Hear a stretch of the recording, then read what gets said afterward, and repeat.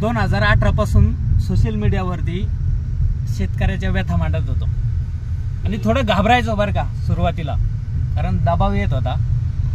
पण इकडे हे बघा, आज ढाण्यावाग सोबत आहे. यांचे व्हिडिओ बघितल्यापासून सगळी भीती दूर पळाली आणि बिनधास्त बोलतोय आता, फक्त रविराज दादामुळं.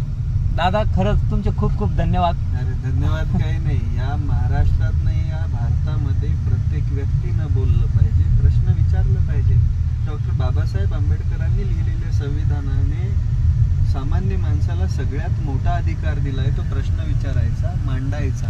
बरोबर बरोबर. मग आपल्याला आलेली अडचण सरकार समोरच मांडणार ना. तो अधिकार कायमस्वरूपी जपला पाहिजे, प्रत्येकाने बोललं पाहिजे, अगदी निडर होऊन.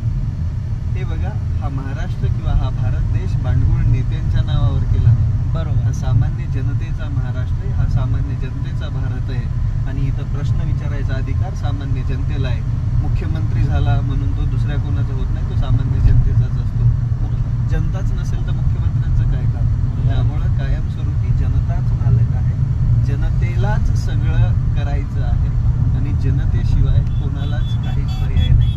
त्यामुळे प्रश्न विचारायला शिका, मांडायला शिका आणि अगदी निडर होऊन लढा. हा रविराज कायम तुमच्या पाठीशी. नक्कीच. आणि जेवढं बघतो ना, जेवढ्या प्रखरतेने ते आपलं मत मांडतात शेतकऱ्यांबद्दल, तेवढा जेवढा मन मिळावू माणूस आहे. आता 4-5 घंट्यापासून सोबत आहे, पण एकदम हसून खेळून आणि खूप प्रेमळ माणूस आहे. खरंच धन्यवाद.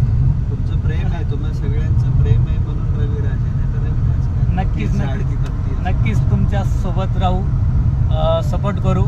धन्यवाद. जय शिवराय.